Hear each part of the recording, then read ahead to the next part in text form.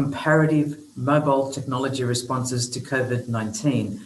I direct the Society, Policy and Engineering Collective at Arizona State University, and I'm part of the School for the Future of Innovation in Society and also have a joint appointment in the School of Computing, Informatics and Decision Systems Engineering. So, why have we traditionally sought after ubiquitous biosurveillance technologies over the last number of decades in response to national crises? In this instance, we're dealing with the COVID-19 pandemic. And so over time, what we've seen is the adoption of various kinds of technologies in the hope that we could reduce disease, reduce epidemics, and also reduce pandemics. Now, if we look at the different types of technologies historically that we've used, we can date back to SARS in the late 90s and early 2000s. We can look at avian, the swine flu, MERS, and now COVID-19. And so we've used a number of different technologies in order to try and reduce transmission rates. Interestingly, what we've seen is governments attempting over the last 20 years, when there's been a proliferation of advanced communication technologies and storage technologies, to take people through what is known as a digital transformation process. In fact, many governments across the world have a digital transformation agency that's basically going through from manual techniques to more automated techniques and taking people through this process of change. You know, the world doesn't freeze with the creation of new technologies. There's no lockdown, change, and then unfreeze. And what we're seeing is this proliferation of devices and artifacts. And sometimes we're getting lost in the technologies rather than learning through coordination efforts what we might need to do together as a community. And so the major issues when citizenry look on to national level kinds of deployments of technology are the past woes and the past experience, the past behaviors of government, and those kinds of cataclysmic failures that have occurred in various countries to do with taxation or health records or you name it. And so the main issues people are concerned about are things like privacy and cybersecurity, their rights in terms of their own data and where that data might end up once collected, and trust. Interestingly, the government has adopted the innovator hat really in this particular process of COVID-19. And what they've said is we have to react, we have to do something. But governments have chosen to react in very different ways. Some have waited, paused, and thought, what is the best way forward here? What kinds of technologies might we consider in fighting COVID-19? In other cases, we've seen ally states actually work together, use each other's kinds of coding in open source. And in other cases, we've seen sort of a public-private partnership occur where governments have mandated that companies support them in the bid to create an app. There's an app for that, is something that we've all considered. But this is the first big occasion, I think, worldwide, where governments have relied on enterprise to actually come to the table to support them in the development of something that will be distributed and diffused to the public at large. And what we're seeing is a movement towards public interest technology, which is about care. It's not about profit. It's not about generating new revenue through these apps. It's about how can we securitize our society so that we can stem the onset of the pandemic and get people healthy again and get the community going. But this selection environment just keeps growing and growing. You know, technologies literally can be released overnight these days. At least software can be, software as technology and as a service. And the allure of the shiny gadgetry makes us jump straight to actually looking at technology as a solution in the more modern, complex sense, rather than looking at technology as a process, technology as a coordination effort, technology as a definition of how people interact in an environment in a socio-technical sense. And so we do have these manual kinds of techniques that have been instituted. Keep your distance, don't go closer to people than 2 meters. We have been told that we should wash our hands more frequently and for longer periods of time, at least 20 seconds using soap or other sanitization products. And then we're told that quite possibly pandemics or epidemics could be reduced from between 30% and 70% if hand washing and the cleaning of surfaces was conducted. That is a statistic that was quoted to me by a doctor who was involved in the Cochrane collaboration back in 2008. So we've known these things. We've known if we wear personal protective equipment, we could curb the spread of viruses. And of course, these are certified masks, not just any mask with certain types of material. But we've still got manual contact tracers saying they are the most effective at curbing pandemic spreads. So you'll get a knock on the door if you've had a case of testing positive to COVID. You'll be asked, who have you frequented? Have you been on public transport? Who have you come into contact with? And sometimes it's just your family, so everyone else in the family is tested, but other times it could be colleagues in the workplace or public transport. And so quite interestingly, the first apps, if you want to call it like this, they were mobile alert systems on feature phones, actually took place around the time of SARS. I do remember one of these applications in Hong Kong that would alert you if you were coming within 1 kilometer of a SARS-infected building. There were other solutions. For example, this one, this is just representative, but a wristband that was advocated by the Singaporean government, again, near the time of SARS, because the economy was crippling and travel was coming to a halt. And so when travel comes to a halt, usually opportunity comes to a halt, and there is adverse effects on the economic brightness of a nation. And so these wristbands were introduced both at the local level, also in hospitals for contact and trace. And now we're seeing the resurgence of wristbands again in Hong Kong to ensure that people who have been moving around actually do isolate for a period of at least 2 weeks. But then we've seen the introduction of Bluetooth-enabled protocols on handset apps that allow smartphones to act as a relative position system.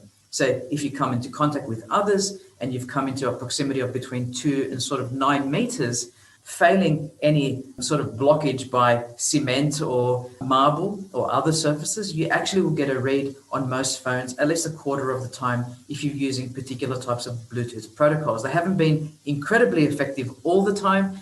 In fact, some of the apps have had to run in the foreground, some of them have had bugs, but it is a step in the direction of digital transformation. A lot of governments have invested so much effort into making their apps work that even when they've been abandoned by the general public, they're still innovating and upgrading these apps, would you believe?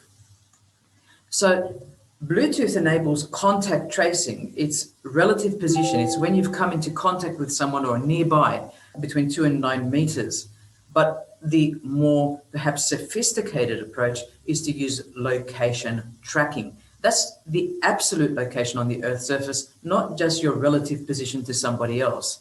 And that location tracking in some jurisdictions has been considered fairly invasive and at odds with privacy legislation. But it does allow for a chronicle to take place, as we've seen in countries like South Korea and otherwise, where we've been told we know exactly where the person has gone, we know who they came into contact with, because it's location and contact tracing, not just one or the other.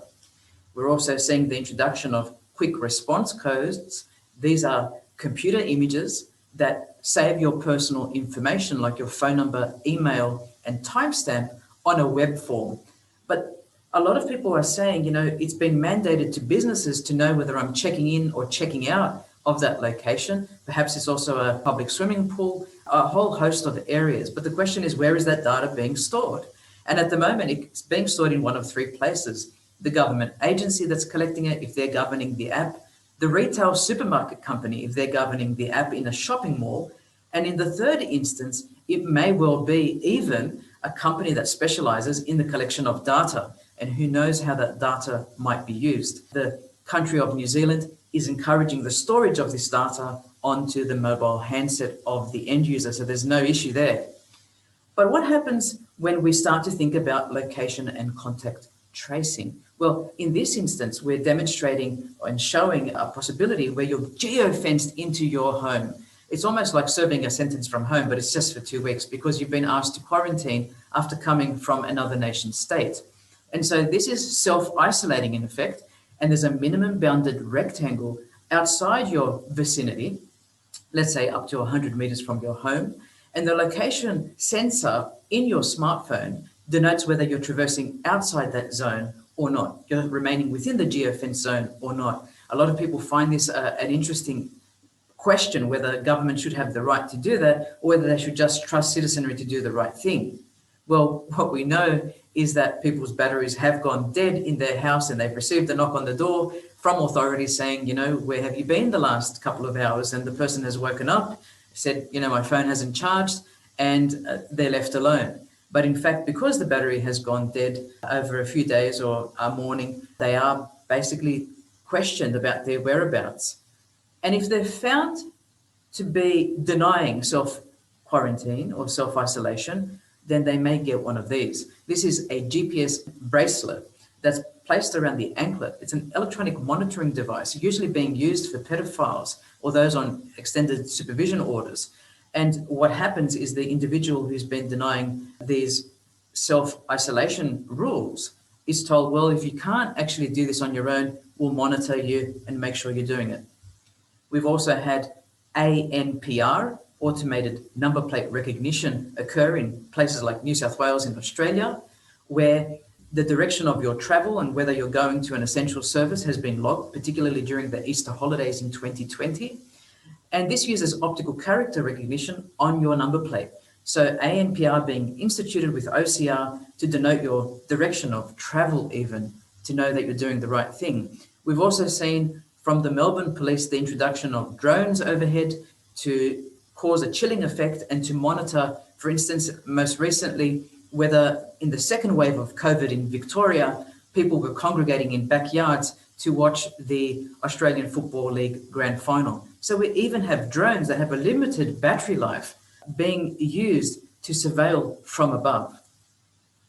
We've had the introduction of Fitbits in a way to look at condition monitoring. So we've got location, we've got contact tracing, and now we even have condition monitoring.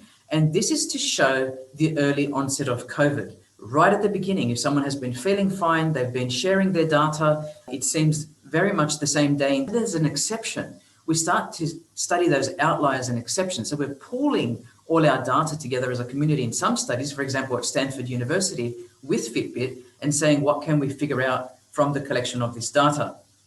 But what's next? I mean, any one of these innovative solutions may well be in the running, but I'd rather us think about social imaginaries. What could we do to better coordinate? What could we do to harness and leverage the power of technology? But to remember that the age-old practice of manual tracing actually still works. But some people have even said, and there's something I'm going to in January, where they're talking about the potential for microchipping people. In some countries like Sweden, train facilities like SJ Rail Company already offering contactless storage money for people boarding trains. And the question is, well, maybe that's what we should be all doing, maybe this is the way of the future, contactless, and being able to have a non-transferable device that always knows where you are, tethered to your mobile phone. Many people, including myself, think that's a little intrusive, to say the least, but there are some people advocating for these kinds of solutions.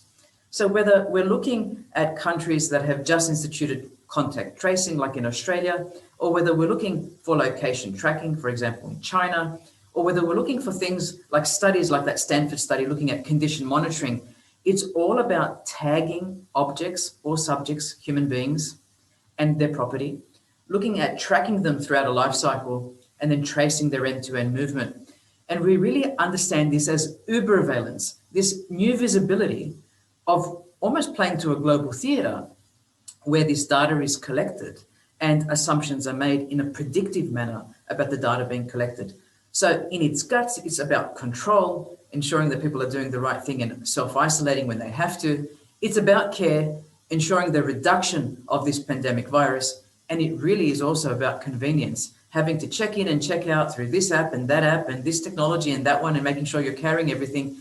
What is being proposed here is a simpler mode of communication, and perhaps I would advocate for low tech instead of high tech to ensure that things happen in the right way. If you'd like to contact me, please feel free at katina.michael@asu.edu. I've enjoyed this presentation and thank you for your time. So, Katina, we've seen an array of implementations in response to mitigating the COVID-19 transmission. What's the most effective technology that might fight this disease from spreading? Well, it's anyone's guess, really. We have this selection environment and we're picking and choosing all these different technologies across markets. And so there is no one globally defined technology. In fact, different markets may be attracted to different kinds of solutions. Some of them more low tech because of affordability and access to devices, and some of them more high tech, as many nation states now have oversaturation of smartphones. So we're trying a lot of things because this is like the first time we have this global pandemic that we're trying to curb. We're trying to reduce the transmission. We've got this huge selection of technologies available to us, and perhaps there's no better. Perhaps there's one that is easier to be adopted by the majority.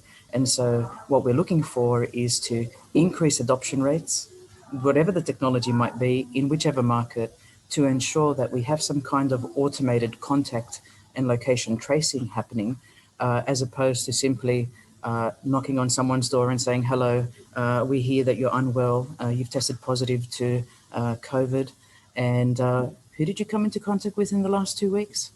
And so that's where we're at the moment, trying to figure out how we can somehow automate this process to become more agile in responding to it. How much does culture play a role in the sorts of technology responses you are seeing enter the market? Culture is important, completely underestimated. Social issues are underestimated. The way that some communities may have access to some technologies over others.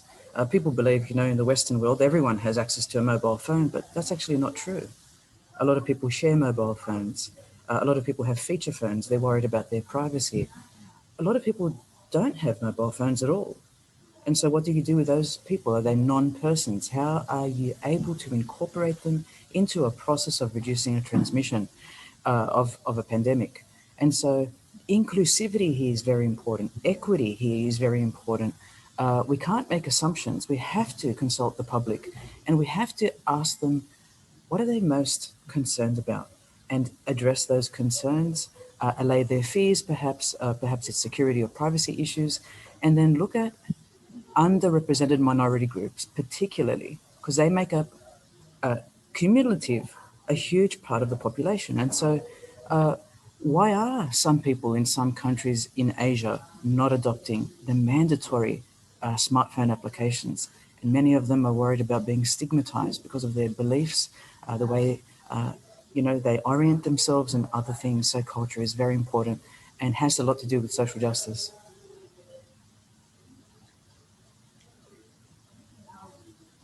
Regarding government mandated mobile technology solutions to fight COVID 19 versus, say, Google, Apple kind of implementations, what are your thoughts on that? Is there a grab for control over the end user, and how do you see it playing out? What a scenario, isn't it? Here we are. There are companies that are bigger than countries that have subscriber bases in the billions.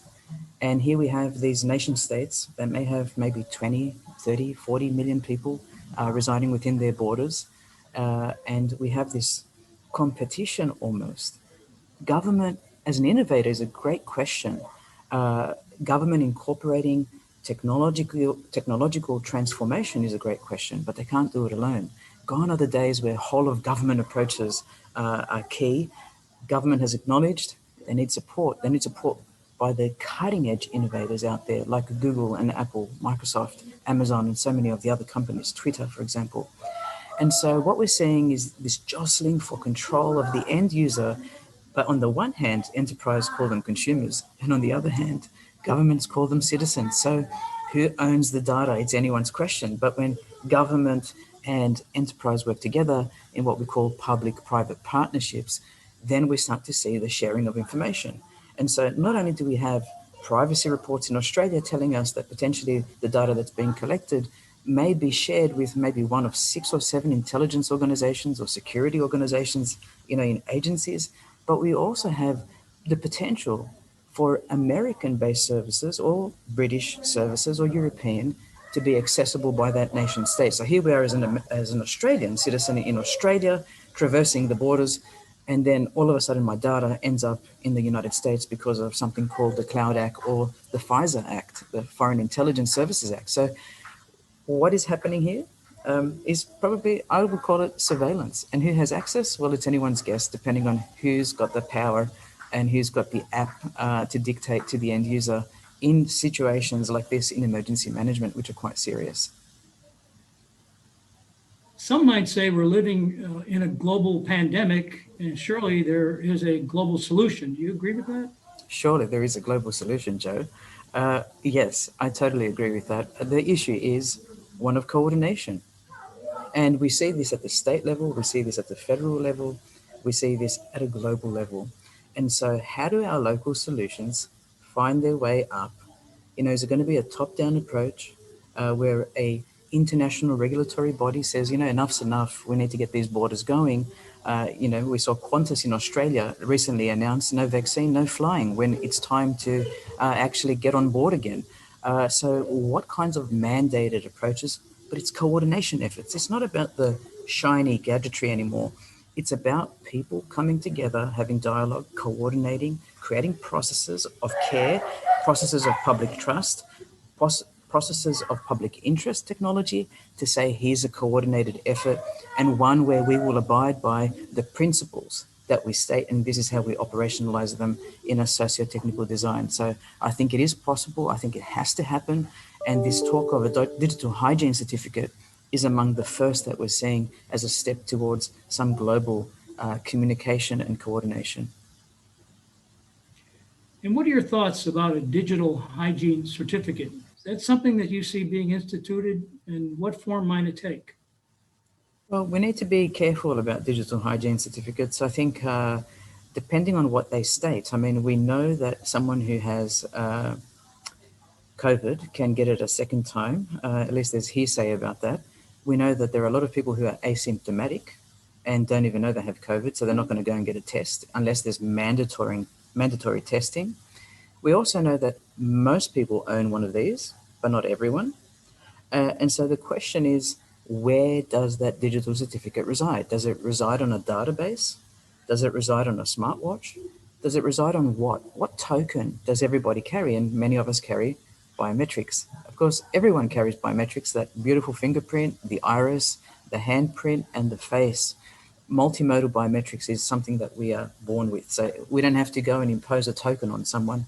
But there are issues and risks associated with installing biometric systems globally if we are looking for this ability to have movement between borders and migration and other patterns of behavior. So, you know, there has been talk about the potential for smart chips to be used, either in a wearable capacity, insertable, or even embeddable.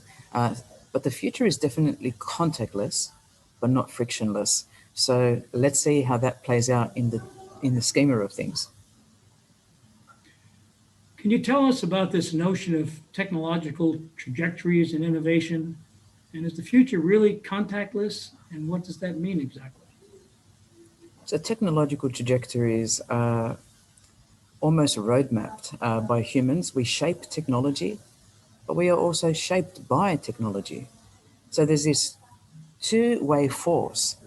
Some people call it a force which is not deterministic. You know, technology doesn't dictate where we end up, although we can see from the creation of even the chip itself that we have come to a particular point in history where miniaturization, remote storage, processing speeds are all contributing to this mobility that we are enjoying in the contactless sense. But the question is, where was the ultimate trajectory of the microchip? Where will it end up? How might it be instituted to coordinate us better? Will it be just something we carry and just, you know, put away like we put away our watch perhaps in the evening, or our mobile phone next to us or on some table? Or will it be something that is non-transferable, insertable, and somewhat permanent? But, you know, the future is bright, is what I say, if humans are in charge. And I would say we're going to come out with a great plan of attack for these kinds of global transmissions, because what's at stake here is long-term sustainability of the human species. Katina, thank you very much. I think that sums it up at this point. Thank you so much, Joe.